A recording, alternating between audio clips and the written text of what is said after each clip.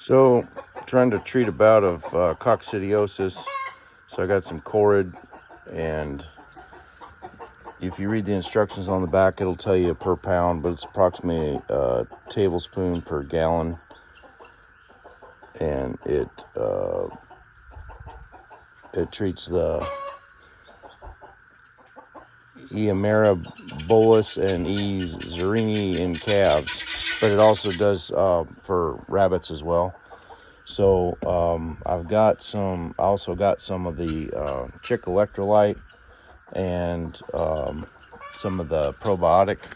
So you can buy that in like a little pack that comes with them both together. And one of these packages treats a gallon of water, but I'm going to just add it to their regular water supply since they're all getting the same water supply. And then that way, hopefully we can get this coccidiosis knocked down. The ones that have survived the infestation of coccidiosis seem like they're doing real good. Some people say clean all the cages and surfaces and da-da-da-da-da. But you can have rabbits that are born with coccidiosis. They get it from their mother or whatever, so it's not like you can completely get rid of it. So once their immune system gets built up to where they can tolerate it, then they're fine.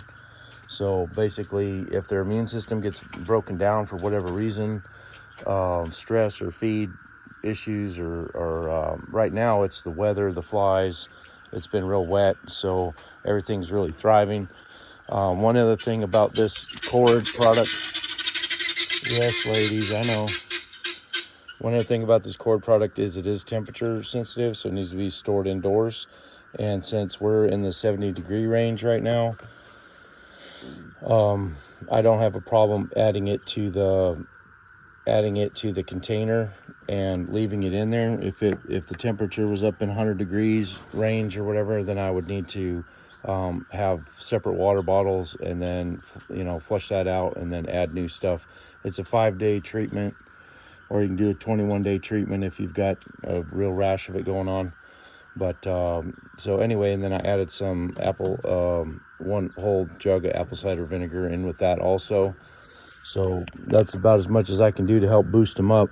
This electrolyte stuff is hard to get out of the package. It's really like a matted, crusty, salty stuff. So anyways, that's difficult. The probiotic stuff looks kind of like yeast, so it wasn't as difficult to pour in there, but just fighting to get this stuff out of the packages is my biggest issue today.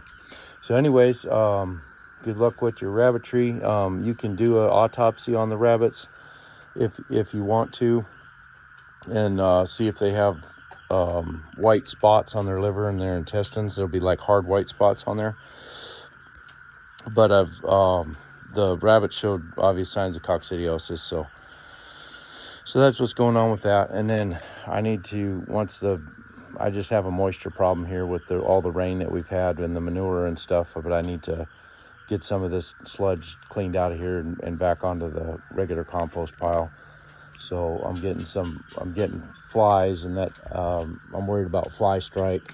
So I did get some of these disposable fly traps. These things really catch a lot of flies once they start getting activated.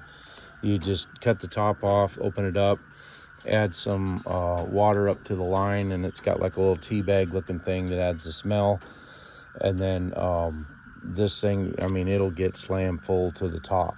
So it's unbelievable how well they work. But it seems like you got to get some flies in there to get it started. And something about the smell of dead flies attracts other flies, and then they just load them right up. So I've had one of these fill up in like a week one time just with all the flies around here. But since we've had such damp conditions, it's been really a lot of flies this year compared to what we normally get. We usually get a lot in the spring, but this year's been a lot. And you can hear the cicadas in the background. They're starting to get crunk up. So I guess we got whatever infestations of everything going on this year that we don't normally have to deal with. So anyway, got my happy little bunny in there. He says, yes, I get to get treated for my coccidiosis. All right, happy farming. So the next thing I'm doing is I'm adding in some oak leaves and oak sticks. And they're loving it. and that's got tannins in the bark, and the tannins will help get their digestive system back in order. So I need some more of those to get that up and going. Anyway, the symptoms of coccidiosis, sometimes you won't notice much until it's like too late, and sometimes they'll like flop over kind of on their side and be kind of like kicking and act like they're kind of having like a seizure, and then sometimes within just a couple hours after that they're dead. And then once one drops, you'll have other rabbits that look perfectly healthy. They're hopping around all happy, and you come out 4 or 5 hours later, and then you got a pile of dead bunnies. So once they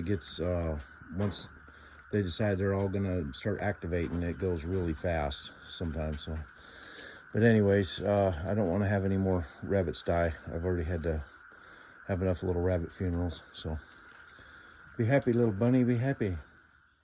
It's year number 2, and I've got asparagus. Yay. All right, one last piece of information on the coccidiosis. It is species specific, so you don't have to worry about, contracting coccidiosis from your animals or your rabbits spreading it to your chickens, or chickens spreading it to your rabbits, or whatever. So anyway, that's good news. But anyways, it's just a pain in the butt watching your animals flop over, and gives you kind of a panicky feeling, because you do all this stuff to take good care of them, and then bam, they just start dying. So anyway, give you an idea what the back of the label looks like.